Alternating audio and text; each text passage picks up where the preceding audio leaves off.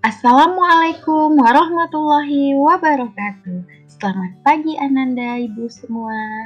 Bertemu kembali bersama Ibu Nurlia Aisyah dalam pembelajaran Bahasa Indonesia.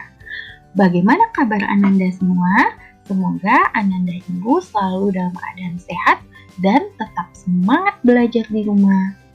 Nah, pagi hari ini kita akan membahas tentang menyajikan lisan dan menulis teks deskripsi. Menyusun karangan deskripsi harus didasarkan pada pengamatan yang cermat dalam menyusun kalimat-kalimat yang tepat.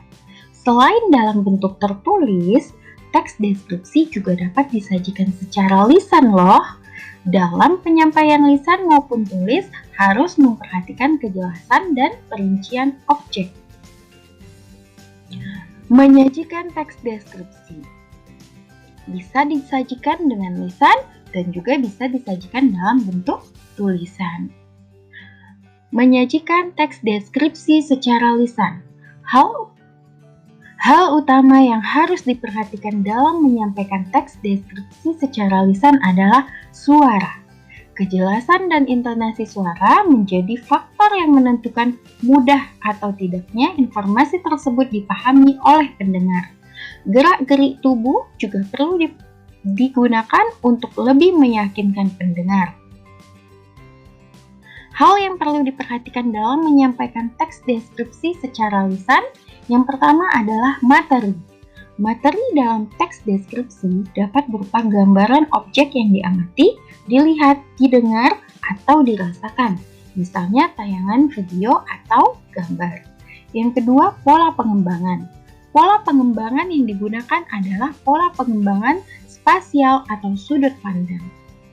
Yang ketiga adalah bahasa.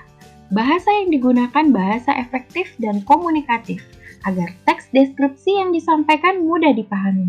Dengan demikian, pendengar seolah-olah merasakan apa yang kita sampaikan.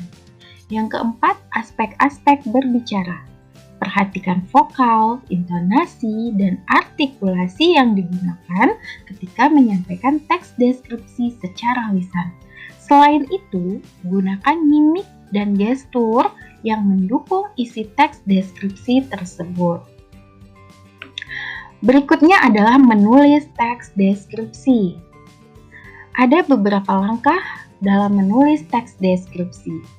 Yang pertama, menentukan topik. Yang kedua, menentukan tujuan penulisan. Yang ketiga, mengumpulkan informasi atau bahan. Yang keempat, membuat kerangka tulisan. Yang kelima, mengembangkan kerangka tulisan. Dan yang terakhir, menentukan judul. Itu adalah langkah-langkah penyusunan teks deskripsi. Berikutnya, langkah menulis teks deskripsi. Yang pertama, kita tentukan tema atau objek yang akan kita bahas. Yang kedua, kita kumpulkan data-data dan melakukan pengamatan langsung tema atau objek yang akan kita bahas. Dan yang ketiga, kita tentukan tujuannya. Yang keempat, setelah data-data terkumpul, kita lakukan penyusunan data, menyusun kerangka karangan.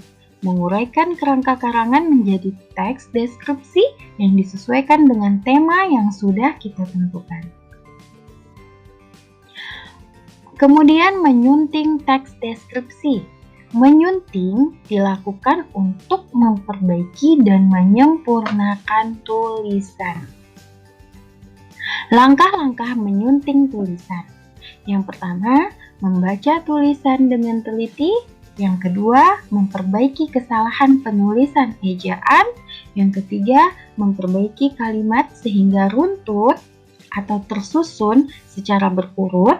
Yang keempat, memperbaiki paragraf sehingga menjadi padu antara paragraf pertama, kedua, ketiga, dan seterusnya. Hal penting dalam proses penyuntingan. Yang pertama, ketepatan penulisan ejaan. Yang kedua, ketepatan penggunaan kata-kata.